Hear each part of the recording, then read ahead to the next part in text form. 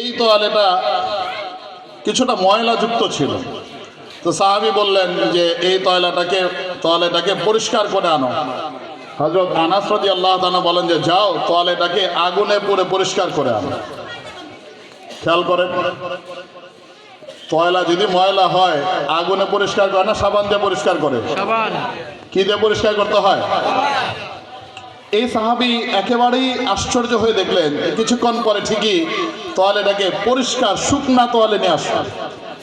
আশ্চর্য হয়ে বললেন যে আরে আমি ময়লাযুক্ত তোয়ালে বললাম পরিষ্কার করে আনতে, আপনি এটাকে ধুয়ে আনার পরিবর্তে আপনি কথা বললেন যে আগুনে পুড়ে এটাকে পরিষ্কার করে আনার কারণটা কি? আল্লাহ রাসূলের সাহাবী বলেন যে শোনো, এটা সাধারণ কোনো তোয়ালে না। এই তোয়ালের সাথে রাসূল করিম সাল্লাল্লাহু আলাইহি সাল্লামের হাত মুবারকের স্পর্শ লেগে আছে। যেই জিনিসের সাথে রাসূলের স্পর্শ লাগে ওই জিনিস কখন আগুন জ্বালাতে পারে না। সুবহানাল্লাহ।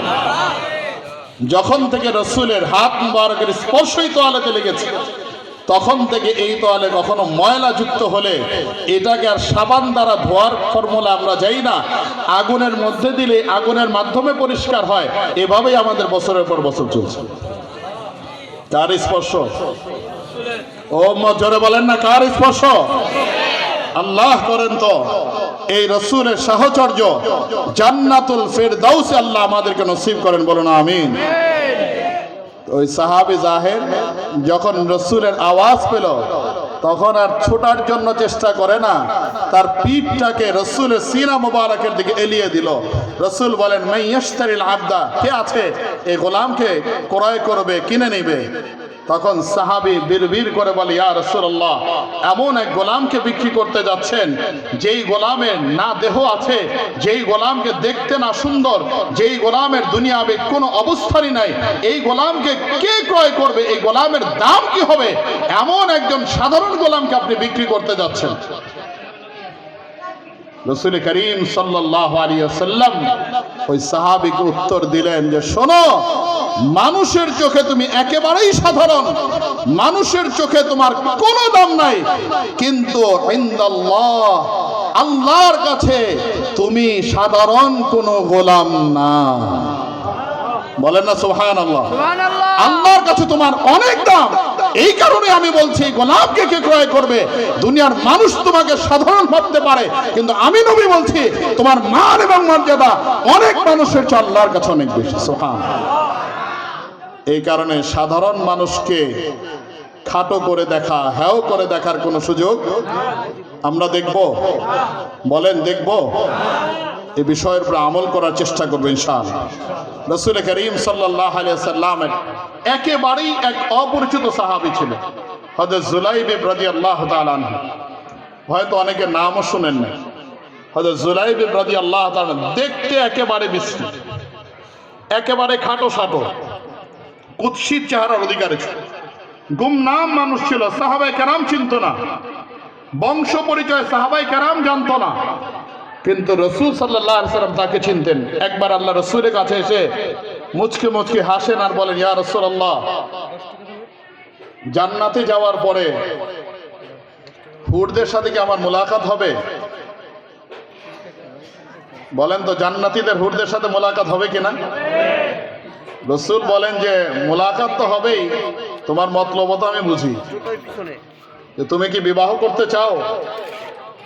সাহাবী জুলাইবি বলে ইয়া রাসূলুল্লাহ, আমাকে কে পাত্রী দিবে, কে আমাকে তার কন্যা দিবে? রাসূল বলেন তোমার বিবাহের ব্যবস্থা আমি করছি। আল্লাহ রাসূল সাল্লাল্লাহু আলাইহি ওয়াসাল্লাম আনসারী সাহাবীকে ডাকলেন যে শোনো, তোমার উপযুক্ত মেয়ে আছে কিনা বিবাহের জন্য? আনসারী সাহাবী খুশির সাথে রাসূলকে উত্তর দিলেন ইয়া রাসূলুল্লাহ, হ্যাঁ আমার এক মেয়ে আছে, আপনি কি আমার মেয়েকে বিবাহ করবেন? আল্লাহ রাসূল সাল্লাল্লাহু আলাইহি ওয়াসাল্লাম বলেন আমার জন্য না, আমার সাহাবী জুলাইবীর জন্য। সাহাবী বলে ইয়া রাসূলুল্লাহ, বাড়িতে পরামর্শ করতে হবে। বাড়িতে গিয়ে স্ত্রীর কাছে বলে রাসূল সাল্লাল্লাহু আলাইহি ওয়াসাল্লাম আমার কাছে বিবাহের কন্যা তালাশ করছেন। স্ত্রী বলে যে মাশাআল্লাহ, আল্লাহ রাসূল কন্যা তালাশ করছেন, আমাদেরই তো মেয়ে আছে। এই সাহাবী আনসারী সাহেব বলে শোনো, আমাদের মেয়ের জন্য রাসূল না, অন্য এক সাহাবী যাকে কেউ চিনে না। স্ত্রী বলে যে না, এটা তো হয় না, তার তো কোনো পরিচয় নাই। কে তাকে চিনে, দেখতেও সুন্দর না, আপনি রসুলকে বিনয়ের সাথে বলেন যে আমার মেয়েকে এই পাত্রের কাছে আমরা বিবাহ দিতে রাজি না। বাবা মায়ের পরামর্শ সিদ্ধান্ত নিয়ে বাড়ি থেকে বের হবে, ভেতর থেকে আওয়াজ আসলো, আব্বা। যে কি বলো মা? বলল আপনি রসুলের ব্যাপারে কি যেন পরামর্শ করছিলেন। আনসারী সাহেব বলে আমি পরামর্শ করছিলাম যে তোমার বিবাহের ব্যাপারে একজন সাধারণ একেবারেই দেখতে শুনতে বিশ্রী এক সাহাবীর ব্যাপারে রসুল বিবাহের প্রস্তাব করেছেন, আমিও রাজি না, তোমার মাও রাজি না। আল্লাহ রসুলের প্রস্তাবকে প্রত্যাখ্যান করার জন্য যাচ্ছি, না করার জন্য যাচ্ছি। মেয়ে বলে আপনি কি একবারও চিন্তা করে দেখেছেন কার প্রস্তাবকে প্রত্যাখ্যান করার জন্য ঘর থেকে বের হয়েছেন? মেয়ে কথা বলছে, বাবা খবরদার, রসুলের প্রস্তাবকে প্রত্যাখ্যান করা আমাদের জন্য সমুচিত হবে না। আমি রসুল কার জন্য প্রস্তাব দিয়েছে জানি না, কোন সন্তানের জন্য, কোন পুরুষের জন্য আমার বিবাহের পয়গাম এসেছে আমি কিছুই জানি না। শুধুমাত্র রসুলের পক্ষ থেকে পয়গাম এসেছে, আমি বিনা বাক্যে নির্দ্বিধায় বিবাহ বন্ধনে আবদ্ধ হওয়ার জন্য তৈরি আছি।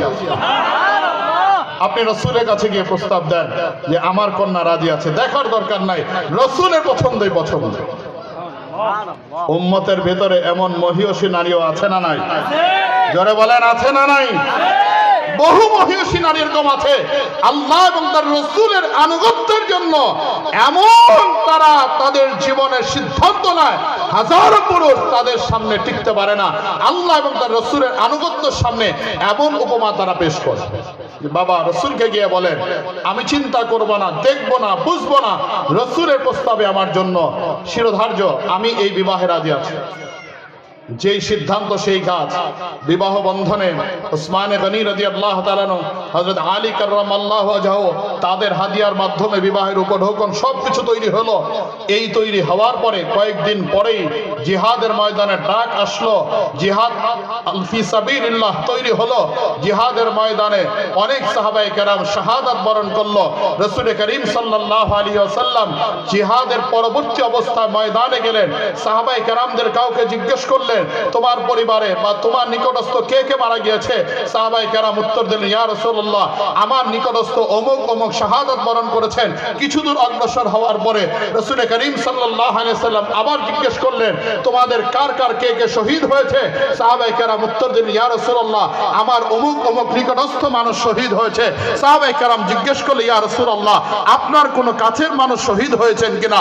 আল্লাহ রাসূল সাল্লাল্লাহু আলাইহি ওয়াসাল্লাম বলেন হ্যাঁ আমার মনে হচ্ছে আমার জুলাইবিব শহীদ হয়ে গেছে। সাহাবায়ে কেরামকে বলে হ্যাঁ আমার সাহাবীরা তোমরা জুলাইবিবকে তালাশ করতে থাকো, মনে হয় ও শাহাদাত বরণ করেছে।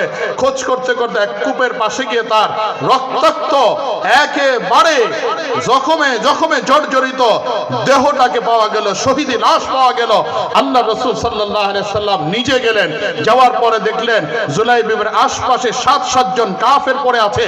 রাসূল করিম সাল্লাল্লাহু আলাইহি সাল্লাম বলেন আমি নবী সাক্ষী দিচ্ছি এই 7 জনকে জুলাইবিব ইসলামের জন্য জাহান্নামে প্রেরণ করেছে, এরপরে অকাতরে তার জীবনটাকে সে শহীদ করে দিয়েছে। আল্লাহ রাসূল সাল্লাল্লাহু আলাইহি সাল্লাম 3 বার বলতে লাগলেন হাদা মিন্নি ওয়া আনা মিনহু, জুলাইবিব আমার মধ্য থেকে আমি তার মধ্য থেকে, হাদা মিন্নি ওয়া আনা মিনহু। আল্লাহ রাসূল বারবার বলতে লাগলেন আরে শোনো জুলাইবিবকে দুনিয়া চিনে না, শোনো জুলাইবিব ওই ব্যক্তি যে জীর্ণ শীর্ণ ছিল, যার বংশ পরিচয় ছিল না, কিন্তু আমি নবী তাকে চিনেছি, তার অভিভাবক আমি ছিলাম, ইসলামের জন্য এইভাবে শাহাদাত বরণ করেছে। কবর খোদ বিনা গোসলে রাসূল করিম সাল্লাল্লাহু আলাইহি ওয়াসাল্লাম এই অপরিচিত একেবারে গরীব সাহাবীকে আল্লাহ রাসূল সাল্লাল্লাহু আলাইহি ওয়াসাল্লাম তার 2 হাত মোবারকে কবরস্থ করেছেন।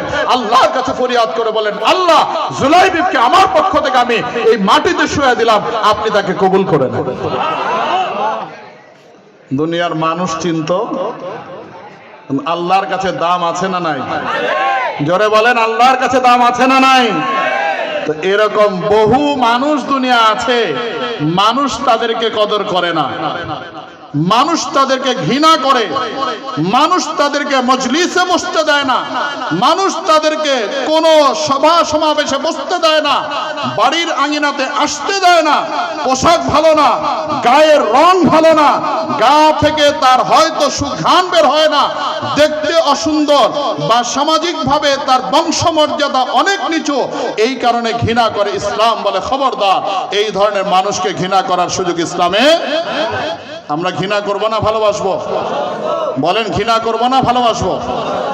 রাসূলের হাদিস মনে আছে তো? আল্লাহ রাসূল বলেছেন, আলা উখবিরুকুম বিআহলিল জান্নাহ, শোনো আমি কি তোমাদেরকে জান্নাতীদের পরিচয় দেব?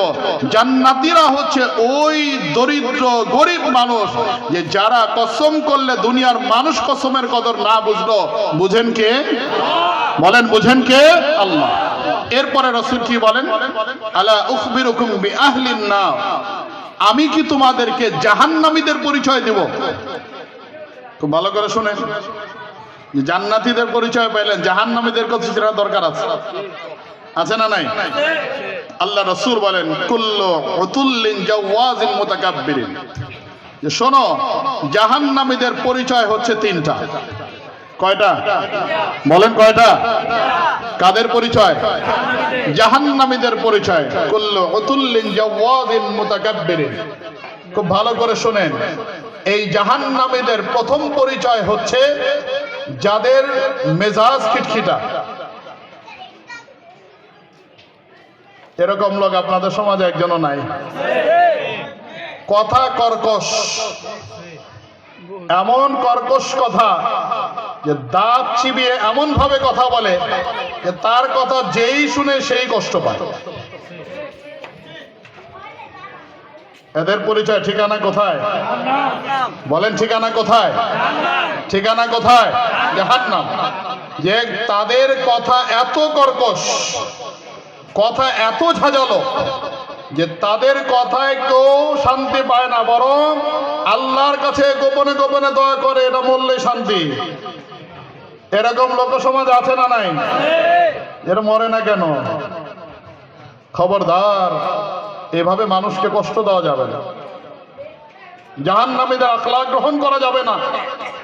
ঝাঁঝালো কথা, কর্কশ কথা, আর আপনি দম্ভ ভরে বলেন, আরে আমি কাউরে ছাড়ি না, আমি অমুকের ছেলে অমুক।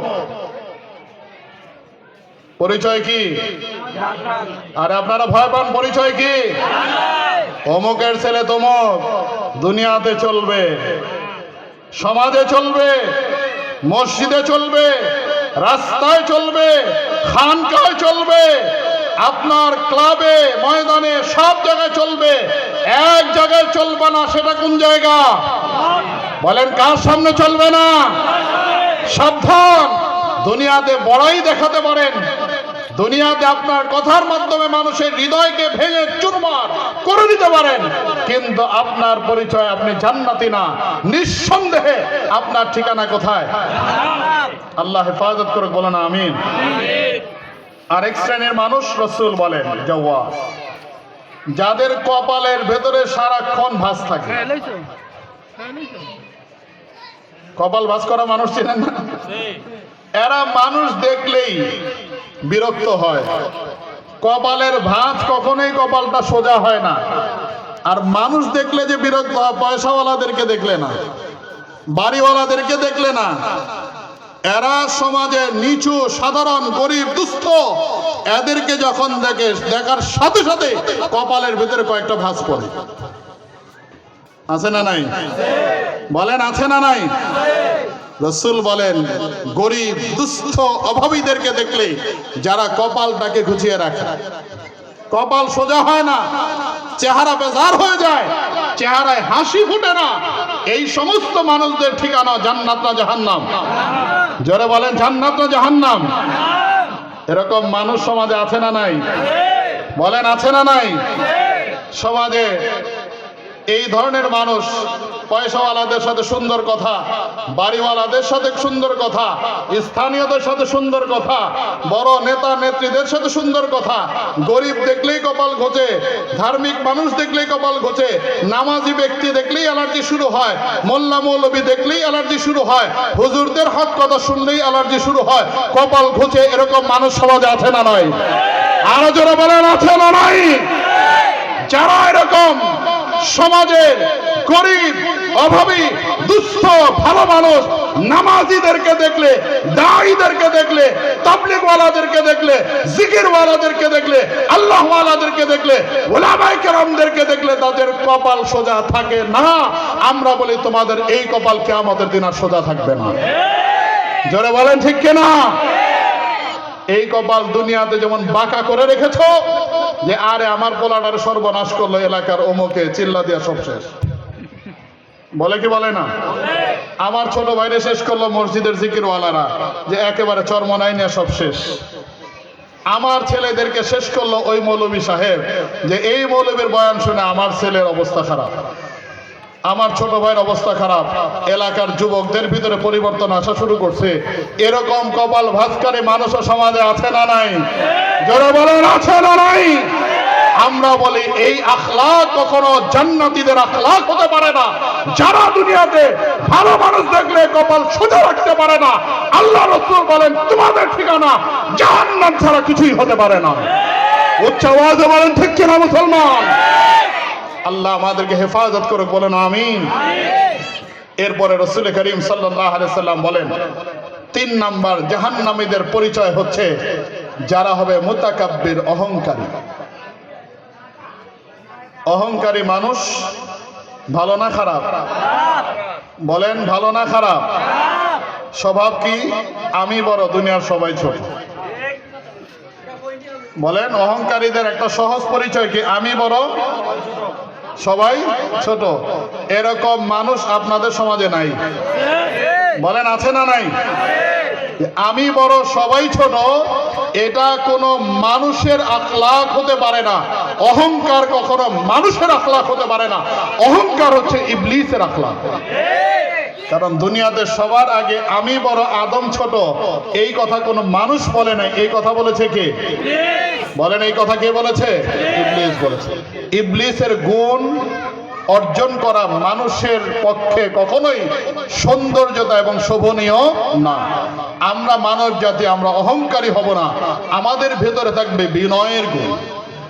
অহংকারী ব্যক্তির তার অবস্থা কি? রাসূল করিম সাল্লাল্লাহু আলাইহি সাল্লাম বলেন, শোনো, অহংকারী ব্যক্তির দৃষ্টান্ত এরকম যে একজন ব্যক্তি পাহাড়ের উপরে একেবারে সুউচ্চ চূড়ায় উঠে সে নিচের মানুষদেরকে বলে, আরে মানুষগুলোর কত ছোট দেখা যায়।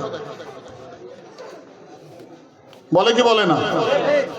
আমি আপনাদেরকে জিজ্ঞেস করি, পাহাড়ের চূড়ায় হাজার হাজার ফিট উঁচু থেকে আপনি নিচের মানুষগুলোকে যেরকম দেখছেন, মানুষ আপনাকে এর চেয়ে অনেক বড় দেখছে নিচ থেকে। বলেন, আপনি পাহাড়ের উচ্চ চূড়া থেকে মানুষকে যেমন ছোট দেখছেন পিঁপড়ার মতো, মানুষও কিন্তু নিচ থেকে আপনাকে ওরকম ছোটই দেখে। মানুষ আপনাকে আপনার চেয়ে অনেক বড় দেখে, বিষয়টা এরকম না। অহংকারী ভাবে আমি বড়, সবাই ছোট, সবাই মনে হয় আমাকে অনেক বড় ভাবে। দেখোস না এলাকার সবাই আমার ভয় পায়, আমার চেয়ে বড় এলাকা কেউ আছে? আমি দাঁড়ায় গেলে এলাকায় কথা বলার কেউ আছে? আমি দাঁড়ায় গেলে মসজিদে কথা বলার কেউ আছে? আমি দাঁড়ায় গেলে মাহফিলে কথা বলার কেউ আছে? সে এটা চিন্তা করে না, সে মানুষকে যত ছোট ভাবে, মানুষ এর চেয়েও ছোট তাকে ভাবে। এটা অহংকারীদের বোঝা উচিত। ইসলাম বলে তুমি মানুষকে যেমন ছোট দেখো, মানুষ কিন্তু তোমার চেয়েও ছোট তোমাকে ভাবে। অহংকার করা একজনের শোভা পায়, সে একজন এমন এক সত্তা, তিনি ছাড়া অহংকার কারো জন্য শোভনীয় না। তিনি কে? আরো জোরে বলেন, তিনি কে? আল্লাহ ছাড়া অহংকার দুনিয়ার কারো জন্য শোভনীয় না। যারাই অহংকার করবে তারাই ইবলিসের আখলাককে গ্রহণ করবে। ইবলিসের আখলাককে যারা গ্রহণ করবে তাদের ঠিকানা জান্নাত না জাহান্নাম। সুতরাং জাহান্নামী হওয়ার জন্য মাহফিলে আমরা আসি নাই। আমাদের মাহফিল আসার ওই যে শুরুতে বললাম, মূল গন্তব্যকে ঠিক করতে হবে। এই মাহফিলগুলোর উদ্দেশ্য কিভাবে জান্নাতি হতে পারে, এই 3 যেই বদ গুণ আছে এই গুণে আমরা গুণান্বিত হব। কি কি গুণ মনে আছে আপনাদের? কথাবার্তার ভিতরে কোনো রসকস নাই, একেবারেই কথাবার্তা কর্কশ, শক্ত, এবং কপাল কখনোই কি হয় না, সোজা হয় না। বিশেষ করে গরিবদেরকে দেখলে, বিশেষ করে ভালো মানুষকে দেখলে, বিশেষ করে মসজিদওয়ালাদেরকে দেখলে, বিশেষ করে তাবলিগওয়ালাদেরকে দেখলে, বিশেষ করে জিকিরওয়ালাদেরকে দেখলে, বিশেষ করে কোরআন সুন্নাহওয়ালাদেরকে দেখলে কপালটা সোজা হয় না। ঠিকানা কোথায়? ঠিকানা কোথায়? এরপরে 3 নম্বরে রাসূল কি বলেন? কারা কারা? তাহলে এই 3 গুণে আমরা গুণান্বিত হব। কে কে পারবো ইনশাআল্লাহ? জাহান্নামীদের গুণ আমাদের ভিতরে গ্রহণ করব। বলেন ইনশাআল্লাহ, বলেন ইনশাআল্লাহ। আল্লাহ তৌফিক নসিব করেন, বলেন আমিন। আর জোরে সোরে বলেন আমিন। আমার প্রিয় ভাই, এই জাহান্নামীদের ব্যাপারে রাসূল করিম সাল্লাল্লাহু আলাইহি ওয়াসাল্লাম আরেকটা বিষয় বলেছেন, এটা খুব ভালো করে শুনেন। আল্লাহ রাসূল বলেন, জাহান্নামে আমি অধিক পরিমাণে মহিলাদেরকে দেখলাম। মহিলারা জাহান্নামী কেন? মহিলা সাহাবায়ে কেরাম রাসূলকে জিজ্ঞেস করে, বিমা ইয়া রাসূলুল্লাহ। আল্লাহ রাসূল বলেন, তোমাদের ভিতরে 2টা গুণ এরকম, যেই 2 গুণের কারণে, দোষের কারণে তোমরা জাহান্নামী। সাহাবায়ে কেরামকে আল্লাহ রাসূল বলার পরে রাসূলকে জিজ্ঞেস করে, 2টা দোষ কি কি আমাদেরকে বলেন। রাসূল বলেন, তোমাদের মহিলাদের ভিতরে লানত দেওয়ার অভ্যাস বেশি। ঠিক, খেয়াল করে শুনেন, এগুলো বাড়িতে পৌঁছাবেন। তোমাদের মহিলাদের ভিতরে কি দেওয়ার অভ্যাস বেশি? লানত দেওয়ার অভ্যাস বেশি। 2 নম্বরে তোমাদের মহিলারা স্বামীর অবাধ্যতা বেশি। কয় দোষের কারণে মহিলারা জাহান্নামী? 2 দোষ। 1 নাম্বার, কথায় কথায় তোর উপর আল্লাহর গজব পড়ুক, লানত পড়ুক, বলে কি বলে না? 2 নাম্বার, স্বামীর অবাধ্য হওয়া যাবে না। এখন পুরুষ মানুষের এত খুশি যে আমাদের সার্টিফিকেট না পাইলে তোমরা জান্নাতি না। রাসূল কি বলেন শুনেন, যে তোমাদের ভিতরে ওই পুরুষ সবচেয়ে ভালো, খায়রুকুম খায়রুকুম লিআহলিহি ওয়া আনা খায়রুল লিআহলি। শোনো, তোমাদের ভিতরে ওই পুরুষ হচ্ছে সবচেয়ে ভালো যেই পুরুষের ব্যাপারে তার পরিবার বলবে, স্ত্রী বলবে সে ভালো। পুরুষ মানুষ ততক্ষণ পর্যন্ত ভালো হতে পারবে না যতক্ষণ পর্যন্ত তার বিবি তাকে কি না বলবে, ভালো কি না বলবে, ভালো। এখন আপনি আমি ভালো না মন্দ, কার সার্টিফিকেট লাগবে? সুতরাং বেশি গর্ব করার সুযোগও নাই। মহিলারা জাহান্নামে যাবে, হুজুর বলছেন যে তোমরা লানত আর আমাদেরকে মানো না। যতক্ষণ পর্যন্ত আপনারা স্ত্রীদের কাছে ভালো না হবেন ততক্ষণ পর্যন্ত আল্লাহর কাছেও ভালো হবেন না। সুতরাং সাবধান, বিবির কাছে এরকম আচরণ পেশ করবেন যে আপনি বাহিরে একেবারে বাইজিদ বুস্তামি আল্লাহর ওলি, ঘরে ঢুকলে আপনি বাঘ হয়ে যান। আরে ভাই, আল্লাহ তো আপনাকে মানুষ বানিয়েছেন, বাঘের সাথে সংসার করার জন্য তো আপনার স্ত্রী আসেন। মানুষ হওয়ার চেষ্টা করব ঘরে ইনশাআল্লাহ। বলেন ইনশাআল্লাহ, বলেন ইনশাআল্লাহ। তাহলে এই জাহান্নামীদের যে পরিচয় রাসূল বললেন, এই পরিচয় আমরা গ্রহণ করব না। জান্নাতীদের যে গুণ রাসূল বললেন, গরিব, অভাবী, দুস্থ সাধারণ মানুষদেরকে কখনোই হেয় প্রতিপন্ন করব, সমাজের মানুষকে নিচু ভাববো না। আজকে আমার শক্তি আছে, এই শক্তির মালিক আমি না। আজকে আমার টাকা আছে, এই টাকার মালিক আমি না। আজকে আমার সম্পদ আছে, আজকে আমার বাড়ি গাড়ি জায়গা জমি আছে, এগুলো কোনোটার মালিক আমি না। যেই আল্লাহ আমাকে বাড়িওয়ালা, গাড়িওয়ালা, জায়গাওয়ালা, সম্পদওয়ালা, শক্তিওয়ালা বানিয়েছেন, ওই আল্লাহ চাইলে মুহূর্তের ভিতরে আমাকে একেবারেই রাস্তার ফকির বানিয়ে দিতে পারেন কি পারেন না? বলেন, আল্লাহর এই ক্ষমতা আছে না নাই? সুতরাং গর্ব করার কোনো সুযোগ নাই। শুকরিয়া আদায় করব। আমাদের সমস্ত সুস্থতা, আমাদের সমস্ত সম্পদ, অর্থবিত্তর মালিক একমাত্র কে? জোরে বলেন কে? এই কারণে জোরে সোরে একবার বলেন আলহামদুলিল্লাহ, মন খুলে বলেন আলহামদুলিল্লাহ, এবং নিয়ত করেন আল্লাহর কোনো মাখলুককে হাওয়া প্রতিপন্ন করব না ইনশাআল্লাহ। বলেন ইনশাআল্লাহ। আর যে আলোচনাগুলো করা হলো সূরা কাহাফের 28 নম্বর আয়াতের অংশ বিশেষ নিয়ে, আল্লাহ আমাকে আপনাদের সকলকে এই আয়াতগুলোর উপরে, কোরআনের উপরে ঈমান ও ইখলাসের সাথে আমল করবার তৌফিক নসিব করেন, বলুন আমিন। এবং সৌতুল কোরআন, চমৎকার এক নাম আজকের আয়োজক কমিটি তারা দিয়েছেন। আমার কাছে মনে হচ্ছে যে এই নামটাও তাদের নতুন সৌতুল কোরআন যে অর্থে তারা রেখেছেন, আসলে এই শব্দগুলোর মাহাত্ম্য, গুরুত্ব এই আয়োজক যুবকদেরকে বোঝার তৌফিক আল্লাহ নসিব করে। একটু জোরে বলেন না আমিন। সৌতুল কোরআন মানে কি? কোরআনের আওয়াজ। কিসের আওয়াজ? যুবক সমাজ তৈরি হয়েছে কোরআনের আওয়াজ দেওয়ার জন্য। যুবক সমাজ তৈরি হয়েছে কোরআনের বাণী গুঞ্জরিত করার জন্য। যুবক সমাজ প্রস্তুত হয়েছে কোরআনের আওয়াজ আল্লাহর জমিনে উচ্চ করার জন্য। আপনারা কি চান এই যুবকরা শুধুমাত্র মাহফিলের দিনে কোরআনের আওয়াজকে উঁচু করুক, সারা বছর তারা ঘুমিয়ে থাকুক? এটা আপনারা চান কিনা? বলেন, আপনারা এটা চান? যেই যুবক সমাজ সৌতুল কোরআন নাম দিয়েছে, শুধুমাত্র মাহফিলের দিনে কোরআনের আওয়াজকে প্রতিষ্ঠা করবে এরকম না, সারা বছর মৃত্যু পর্যন্ত যেন এই যুবকেরা কোরআনের আওয়াজ, আল্লাহর দ্বীনের আওয়াজকে এই জমিনে প্রতিষ্ঠা করতে পারে। চান কি চান না? যারা বলেন চান কি চান না? আল্লাহ যুবকদেরকে বছরে একদিনের জন্য কবুল করবে, এটা আমরা চাই না।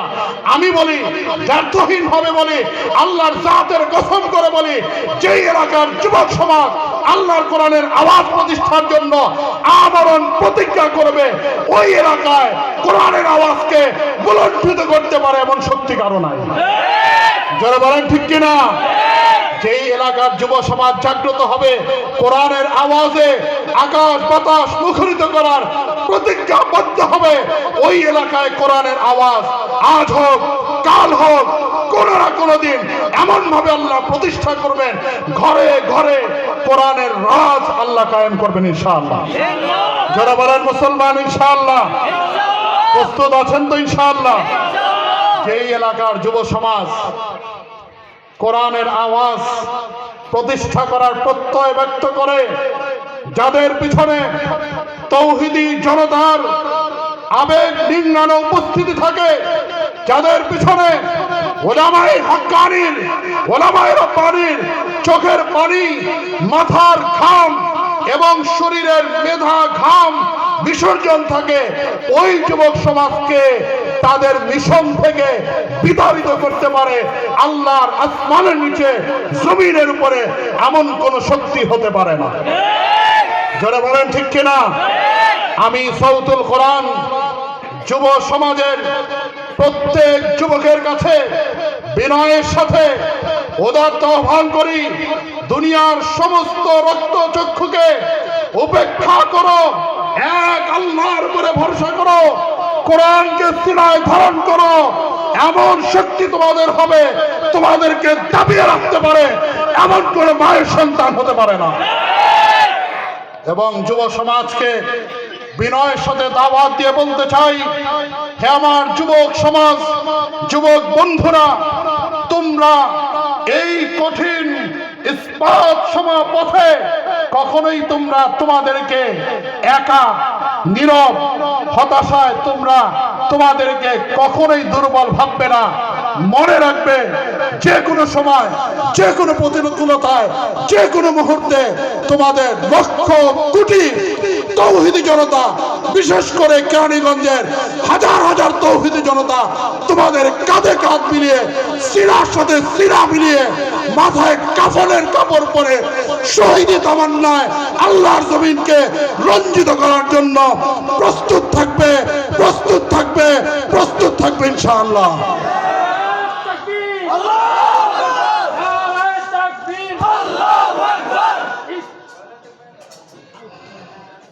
হে আমার তাওহীদ প্রিয় যুব সমাজ, তোমাদেরকে বলি, দুনিয়ায় আল্লাহর শক্তির যে শক্তি আর কিছু নাই, আল্লাহর ক্ষমতার বাহিরে আর কোনো ক্ষমতা হতে পারে না।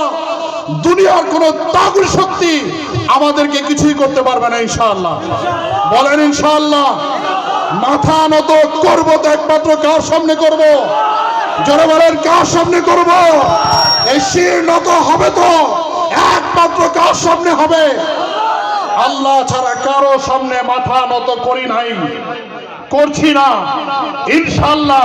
আল্লাহর জাতের কসম করে বলি, বাতিল যত বড় শক্তিশালী হোক না কেন, এই কপাল এই মাথা একমাত্র আল্লাহর সামনে নত হয়েছে, হচ্ছে হবে ইনশাআল্লাহ। কোন তাগুতি শক্তি আমাদের মাথাকে কারো সামনে নত করতে পারবে না ইনশাআল্লাহ। নারায়ে তাকবীর, নারায়ে তাকবীর। দিন ইসলাম, দিন ইসলাম, জিন্দাবাদ, জিন্দাবাদ। আল কোরআনের আলো। আরে ভাই, ঘরে ঘরে তো চলছে, এখনো কি বলবেন ঘরে ঘরে চালো? এখন কি বলা দরকার, কি বলা দরকার? আল কোরআনের আলো সংসদে চালো। নারায়ে তাকবীর। এই এলাকার যুবক তৌহিদি জনতার কাছে শেষ প্রতিশ্রুতি চাই, আল্লাহর জমিনে আল্লাহর কোরআন, আল্লাহর বিধান, ইসলামের বিধান, কোরআনের বিধান, হক হক্কানিয়ত প্রতিষ্ঠা হোক। কারা কারা চাই? ভয় পাবেন না। কারা কারা চাই? রাজি আছি তো ইনশাআল্লাহ। কোন বাতিলের রক্তচক্ষু উপেক্ষা করব না, কোন হুমকি ধামকি উপেক্ষা করব না, কোন হামলা মামলাকে ভয় করে চলবো না ইনশাআল্লাহ। যারা বলেন ইনশাআল্লাহ। বাতিল যত শক্তিশালী হবে, মনে রাখবে হক এর চেয়ে বেশি শক্তিশালী হবে ইনশাআল্লাহ। বাতিল যত শক্তিশালী হবে, তাওহীদ প্রিয় মুসলমানের শক্তি এর চেয়ে আরো বহু গুণে বৃদ্ধি হবে ইনশাআল্লাহ। শহীদ হওয়ার জন্য প্রস্তুত আছি তো ইনশাআল্লাহ। শহীদ হওয়ার জন্য প্রস্তুত আছি তো ইনশাআল্লাহ। আল্লাহ কবুল করুক, বলুন আমিন। আল্লাহ কবুল করুক, বলুন আমিন। সাউতুল কোরআন যুব সংঘকে সাধুবাদ জানাই, ধন্যবাদ জানাই এবং দিল থেকে দোয়া করি। হে আমার যুবক বন্ধুরা, আমি তোমাদের একজন ভাই হিসেবে, দরদি ভাই হিসেবে বলছি, আল্লাহর জাতের উপর বিশ্বাস রাখো, আল্লাহর জাতের উপর বিশ্বাস রাখো, কোরআনকে আঁকড়ে ধরো, সাউতুল কোরআনের বিশ্বাসী হও ইনশাআল্লাহ। সেই দিন বেশি দূরে নয় যেই দিন কালেমার পতাকা ঘরে ঘরে উড্ডীন হবে ইনশাআল্লাহ। বলেন ইনশাআল্লাহ। আল্লাহ তৌফিক নসিব করুক, কবুল করুক, আমিন। ওয়া আখির দাওয়ানা আলহামদুলিল্লাহি রাব্বিল আলামিন। আসসালামু আলাইকুম ওয়া রাহমাতুল্লাহি ওয়া বারাকাতুহু।